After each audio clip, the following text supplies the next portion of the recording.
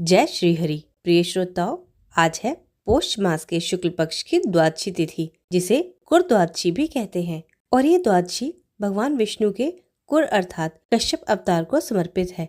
पौष महीने के कृष्ण और शुक्ल पक्ष की द्वादशी तिथि पर भगवान विष्णु की विशेष पूजा करने की परंपरा हमारे ग्रंथों में बताई गई है।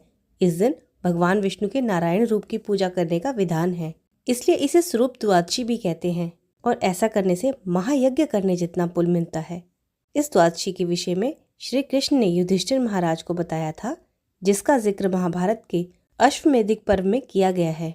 भगवान विष्णु की पूजा के लिए खास दिन होने से श्री कृष्ण ने इस तिथि को पर्व कहा है। और आज आप जानने वाले हैं कि पौष मास के शुक्ल पक्ष की द्वादशी तिथि के बारे में।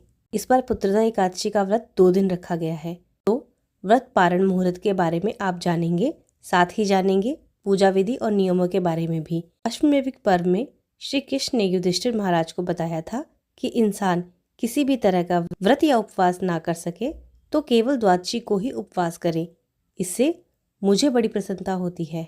द्वादशी तिथि पर चंदन, पुष्प, फल, जल या पत्र भगवान विष्णु को चढ़ाने से हर तरह के पाप नष्ट हो जाते हैं, मनोकामनाएं पूर्ण होती हैं। और पौष मास के शुक्ल पक्ष की द्वादशी तिथि को उपवास करके नारायण नाम से भगवान विष्णु की पूजा करने पर वाजी मेध यज्ञ का फल मिलता है।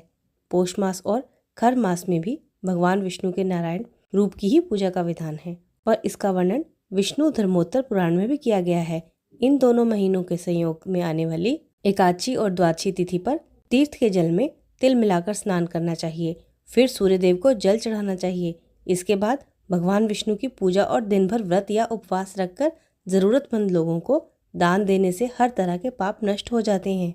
द्वादशी तिथि पर शंख में दूध और गंगा जल मिलाकर भगवान विष्णु या श्री कृष्ण की प्रतिमा का अभिषेक करना चाहिए। इसके बाद पूजन सामग्री और फिर तुलसी पत्र, नैवेद्य आदि अर्पित करना चाहिए। फिर भोग लगाकर प्रसाद के रूप में सभी लोगों को बांटें। ब्राह्मण को भोजन कराएं या जरूरतमंद लोगों को भोजन कराएं या भोजन की सामग्री दान में दें। ऐसा करने से जाने अनजाने में किए हुए हर तरह के पाप दोष नष्ट हो जाते हैं और अंत में वैकुंठ लोक की प्राप्ति होती है। और इस बार एकादशी तिथि 30 दिसंबर मंगलवार को सुबह 7:51 से प्रारंभ हुई और 31 दिसंबर दिन बुधवार को सुबह 5 बजे तक समाप्त होने के कारण एकादशी का व्रत 2 दिन रखा गया है, 30 दिसंबर मंगलवार और 31 दिसंबर बुधवार को। ऐसे में जिन भक्तों ने 30 दिसंबर मंगलवार को एकादशी का व्रत रखा है, उन्हें 31 दिसंबर बुधवार को केवल दोपहर के समय ही व्रत खोलना होगा। और व्रत पारण मुहूर्त रहेगा बुधवार को दोपहर 1:26 से 3:31 तक।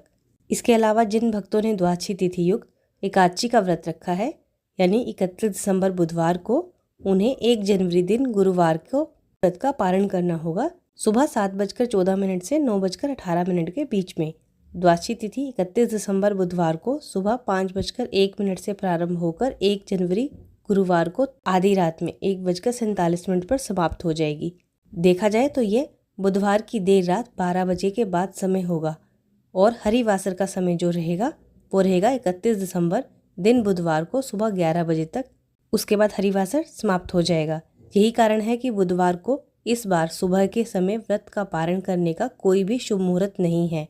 और मध्याह्न के समय यानी 11 बजे से 1 बजे के बीच में भी एकादशी का व्रत नहीं खोला जाता है। द्वादशी तिथि के दिन विधि विधान से भगवान विष्णु का और भगवान कृष्ण की पूजा करके अपने द्वारा रखे गए पुत्रदा एकादशी का व्रत समस्त पुण्य भगवान के श्री चरणों में अर्पित करना चाहिए। फिर भगवान को इस बार की एकादशी का विशेष भोग अर्पित करना चाहिए। और इस बार एकादशी का विशेष भोग है अनवेस्ट।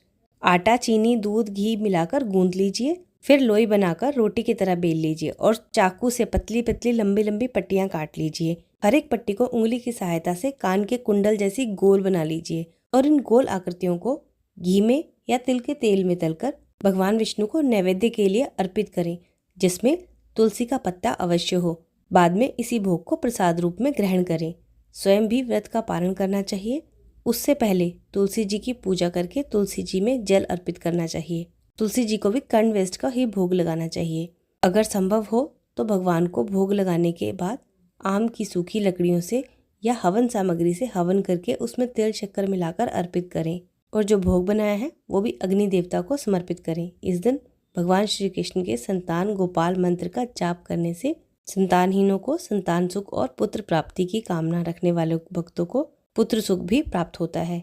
आज के दिन भगवान के इन 12 नामों का जाप करना चाहिए। ये 12 नाम हैं: ओम श्री केशवाय नमः, ओम श्री नारायण नमः, ओम श्री माधवाय नमः, ओम श्री गोविंदाय नमः, ओम श्री विष्णवे नमः, ओम श्री मधुसूदनाय नमः, ओम श्री त्रिविक्रमाय नमः, ओम श्री वामनाय नमः, ओम श्री धराय नमः, ओम श्री ऋषिकेशाय नमः, ओम श्री पद्मनाभाय नमः, ओम श्री दामोदराय नमः। और क्योंकि इस बार पौष मास के शुक्ल पक्ष की द्वादशी तिथि भगवान के कुर अवतार को समर्पित है, इसलिए इस दिन आप कश्यप भगवान की पूजा भी करें और कथा का श्रवण करें। अगर आपको वीडियो पसंद आई हो तो कमेंट में जय श्री हरि लिखकर मुझे ज़रूर बता दें और वीडियो को लाइक कर दें, मेरे चैनल को सब्सक्राइब कर दें। जय श्री हरि, जय श्री कृष्ण।